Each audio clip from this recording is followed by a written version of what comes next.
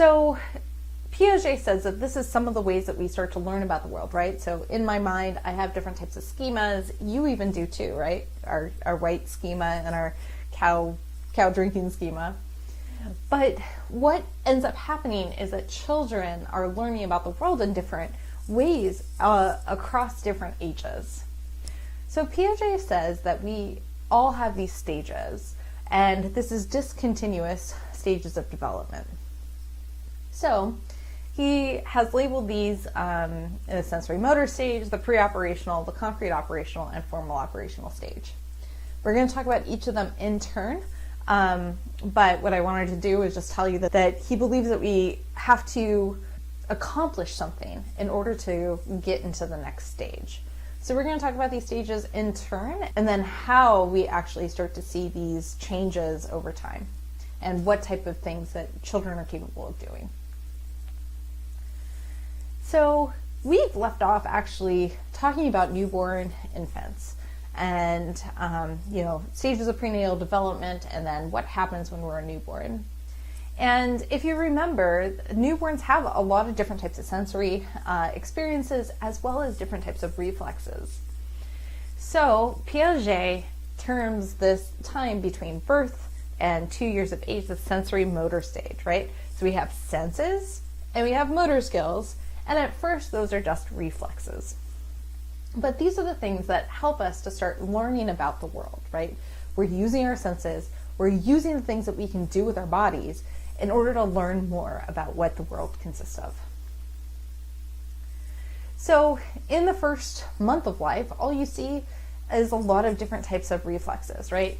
So infants are capable of doing things like grabbing onto your finger really hard, sucking on bottles, and actually if you put anything in their mouth, they're going to suck on it, right? So like a lot of times infants will even suck on their hand or their thumb, for example. And after that, what we start to see is this integration of these reflexes into motor movements that children want to deploy. So what we start seeing is things like the sucking reflex, right? So we put anything into our mouth, we start sucking on it.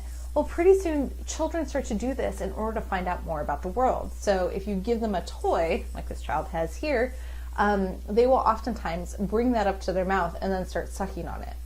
This is their way of learning about the world, right? They're learning about what type of objects I can suck on. Some things are great, some things hurt, and I don't want to suck on that anymore, right? But this is their way that they start to first explore the world.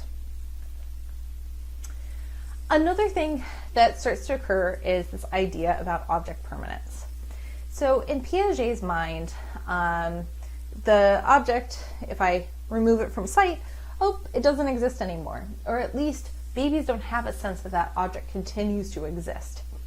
So one of the challenges one of the stages that they have to do in order to progress to the next stage is to master object permanence. So it's the ability to be able to see a toy, know that it continues to exist, even when it's out of sight. But this starts occurring around 8 months of age, where we start to see that children are figuring out, no, objects that are removed continue to exist.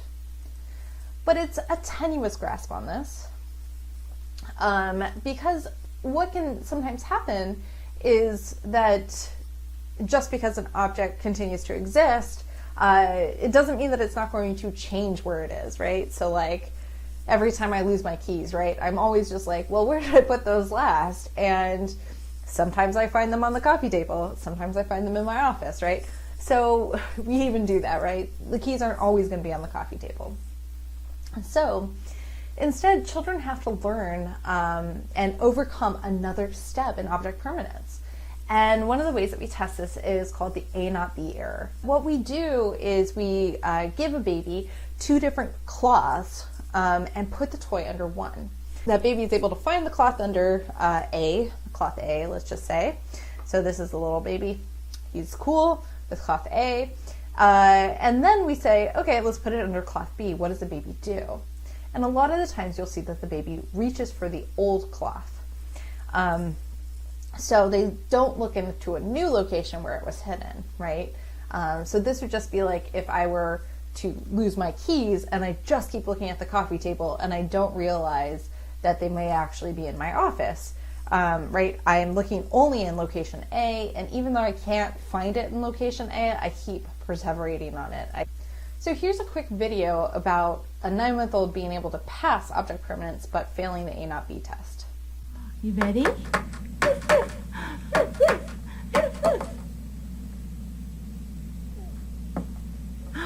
There he is. So we see a pass. Very good job. There he is.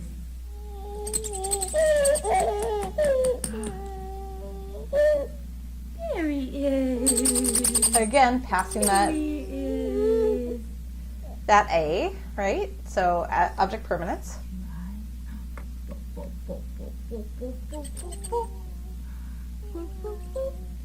Can I add the monkey? Here we go. You're holding on tight this time. You're holding on tight this time.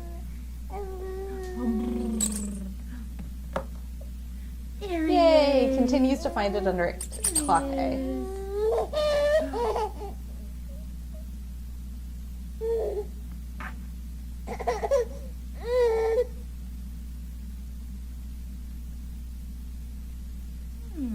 Where is that? And this baby continues to look under spot A. There he is. So, right, this is the A not B error. So that child keeps looking under cloth A, can't figure out cloth B, or can't do that.